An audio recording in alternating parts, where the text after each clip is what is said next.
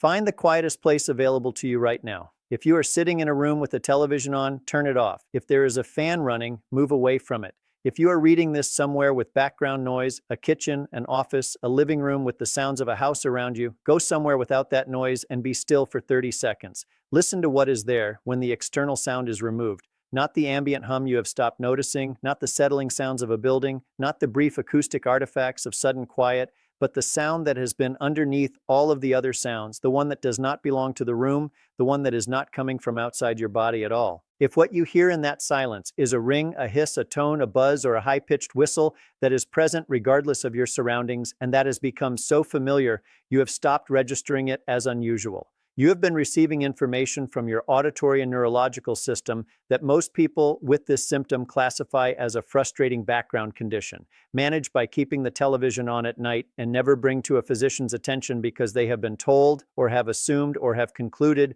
from the cumulative cultural messaging around aging that the sounds in their ears are simply what happens when a person gets older. They are not. The sound in your ears has a source. The source is not time. Tinnitus in an adult over 60, the perception of sound in the ear or in the head in the absence of any external acoustic stimulus, is not an inevitable consequence of aging auditory structures, the way gray hair is an inevitable consequence of melanocyte depletion. It is not what happens when ears get old. It is a documented neurological and physiological symptom with a documented list of underlying causes, several of which are medically serious, several of which are pharmacological, and several of which are entirely correctable, but only when they are identified rather than accepted. And the gap between identification and acceptance in this symptom is wider than in almost any other symptom the over 60 population carries silently. The American Tinnitus Association estimates that approximately 50 million Americans experience some form of tinnitus, that 15 million of those experience tinnitus severe enough to significantly impact quality of life, and that the 65-plus population accounts for a disproportionate share of both groups,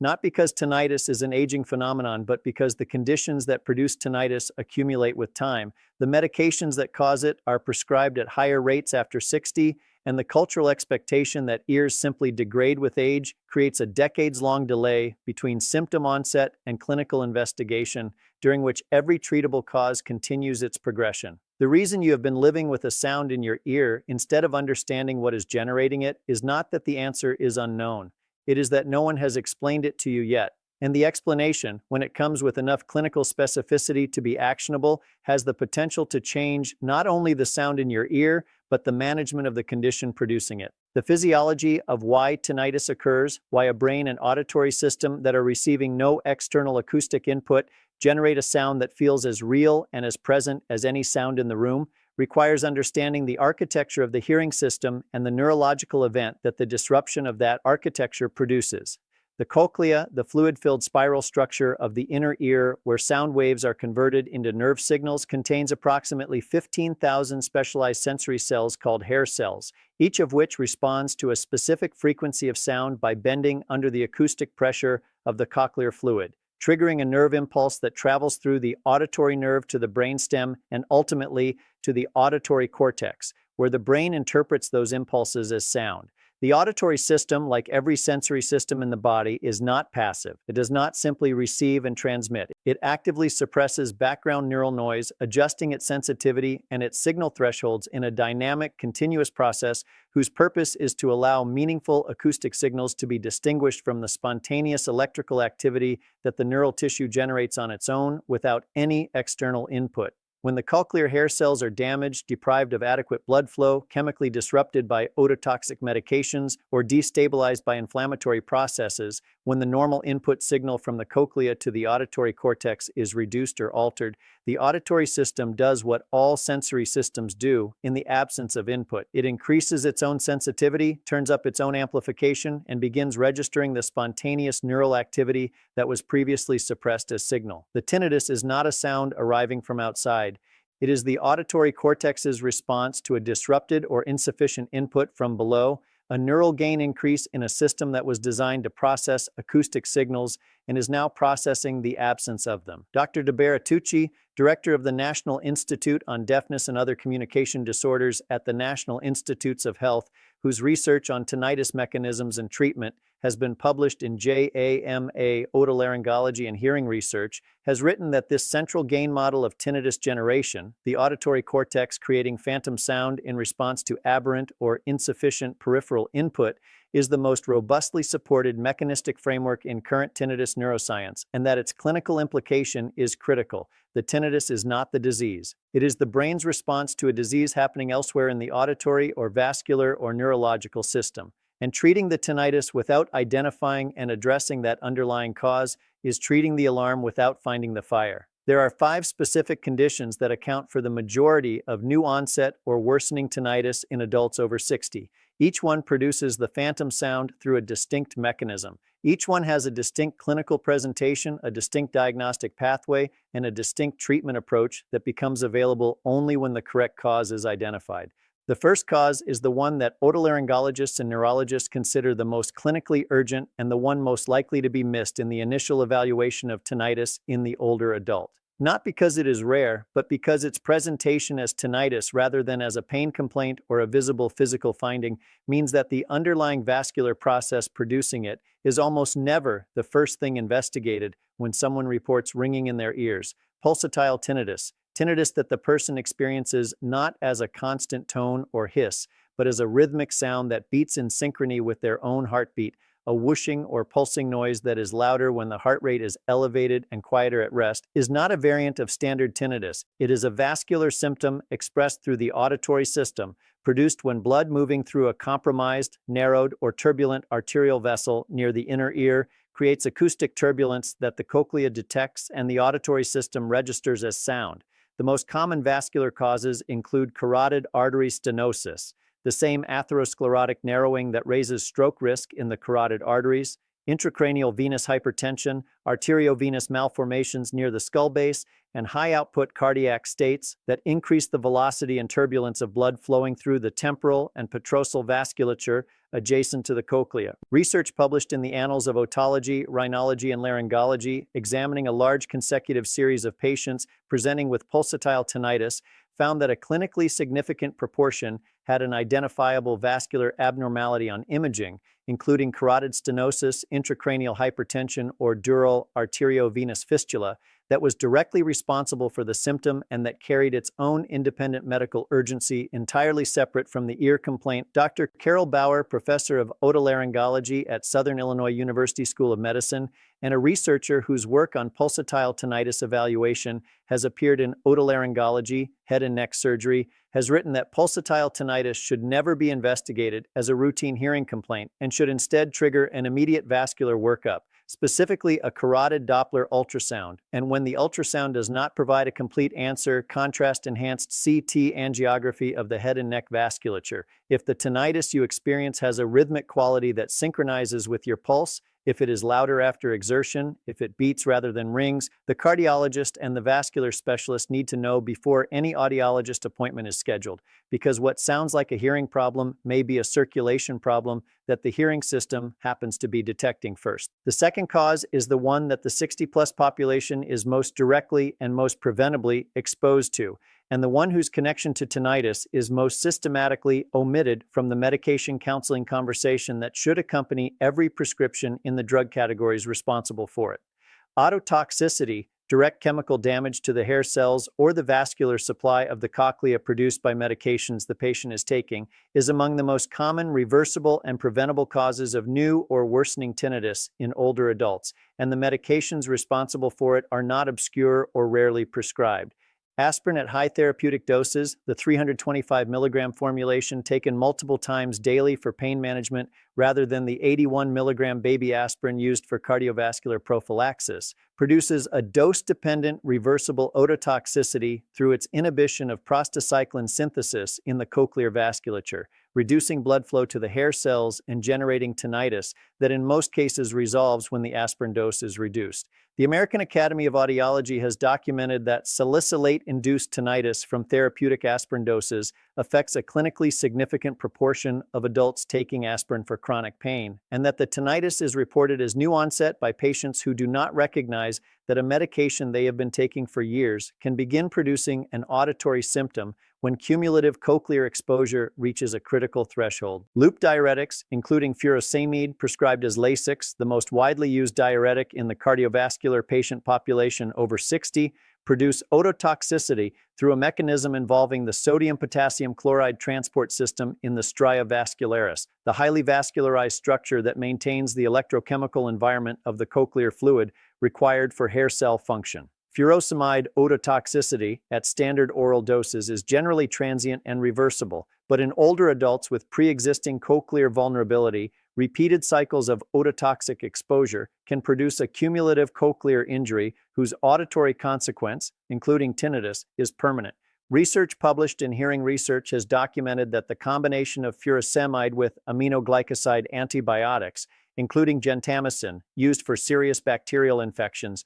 produces synergistic ototoxicity dramatically greater than either drug alone, and that this combination occurs at a frequency in hospitalized older adults that the medical community's ototoxicity monitoring practices do not adequately capture. If your tinnitus began or worsened within weeks of starting a new medication, changed your aspirin dose, or completed a course of intravenous antibiotics, that temporal relationship is not a coincidence to be accepted. It is a pharmacological cause to be investigated. The third cause produces tinnitus through a mechanism that most people and most physicians outside of the specialties that deal with it regularly would not intuitively connect to a symptom experienced in the ear, because its origin is not in the auditory system at all, but in the mechanical and neurological architecture of the cervical spine and jaw, whose anatomical proximity to the structures of the inner ear creates a somatic crosstalk pathway that can generate or dramatically amplify tinnitus through routes that have nothing to do with hearing. Somatic tinnitus, tinnitus generated or modulated by input from the musculoskeletal and somatosensory systems rather than from the auditory system itself, is produced when the trigeminal nerve, the cervical dorsal horn neurons, or the temporomandibular joint transmit aberrant somatosensory signals into the cochlear nucleus of the brainstem, where they interact with the central auditory processing pathway and create phantom sound perception through a cross-modal neural mechanism. The trigeminal nerve, the fifth cranial nerve whose territory includes the jaw, the face, the temporomandibular joint, and the outer ear canal, shares central synaptic territory with the auditory nerve in the cochlear nucleus, meaning that inflammatory, compressive, or mechanically abnormal input from the jaw or from the cervical spine can directly influence the neural activity of the auditory brainstem and produce or intensify tinnitus. Temporomandibular joint dysfunction, TMJ disorder, affects a documented and substantial proportion of the adult population and is dramatically more prevalent in adults over 60 who have experienced dental changes, bite alterations, or the degenerative joint changes that accompany normal aging of the jaw apparatus. Research published in the Journal of the American Academy of Audiology examining the prevalence of somatic modulation in tinnitus patients, the ability to temporarily change the loudness or pitch of tinnitus by moving the jaw, pressing on the neck, or applying pressure to specific points around the temporomandibular joint, found that the majority of tinnitus patients could modulate their tinnitus through somatic maneuvers, indicating that somatic input was influencing their central auditory processing, regardless of whether a peripheral auditory cause was also present. The clinical instruction that follows from this is specific and immediately testable. Open your jaw as wide as comfortable, hold it for 3 seconds, and notice whether the pitch or volume of your tinnitus changes. Press gently but firmly on the muscle just in front of your ear and the muscle along your jaw, and notice whether the sound shifts. If it does, if moving your jaw or pressing on your neck changes the character of the sound in your ear, a dentist trained in temporomandibular disorders and a physical therapist specializing in cervical musculoskeletal conditions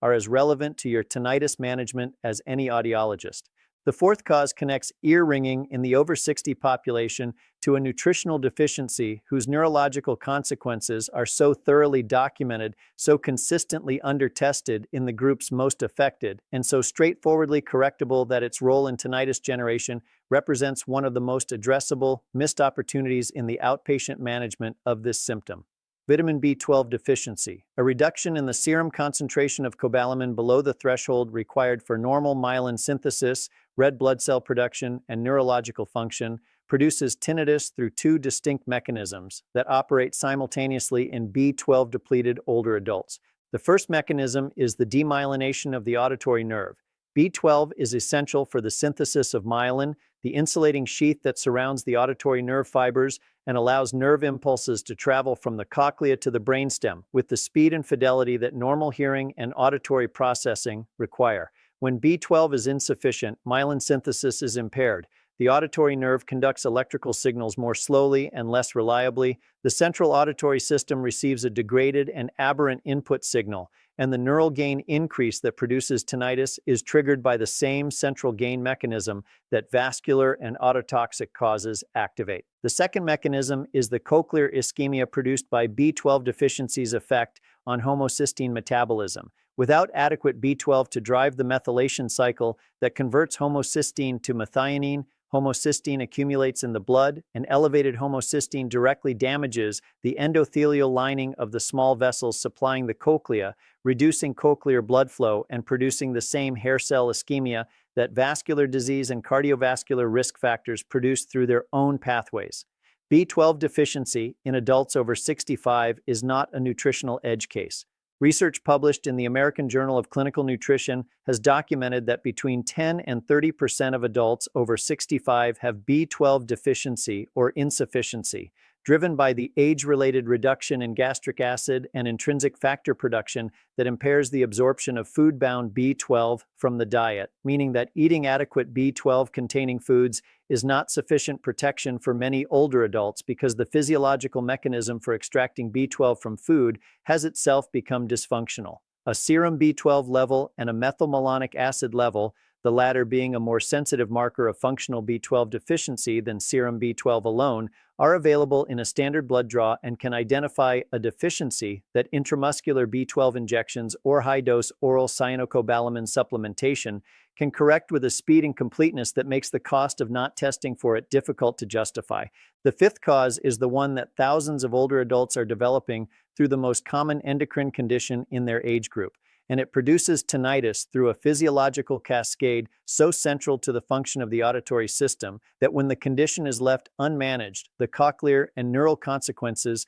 accumulate steadily and produce a degree of auditory disruption that antihypertensives, audiological interventions, and sound therapy cannot fully address because the hormonal environment generating the problem has not been corrected. Hypothyroidism, the underproduction of thyroid hormone that affects an estimated 10 to 15% of adults over 65, and that is substantially underdiagnosed in the older adult population, produces tinnitus through three overlapping mechanisms whose compound effect on cochlear function is more damaging than any single pathway alone. Thyroid hormone governs the metabolic activity of virtually every cell in the cochlea, including the highly metabolically active hair cells and the stria vascularis that maintains the electrochemical composition of the cochlear fluid. When thyroid hormone falls, cochlear metabolism falls. The stria vascularis cannot maintain the endocochlear potential, the electrical charge gradient that powers hair cell mechanotransduction, and the cochlea begins producing aberrant output signals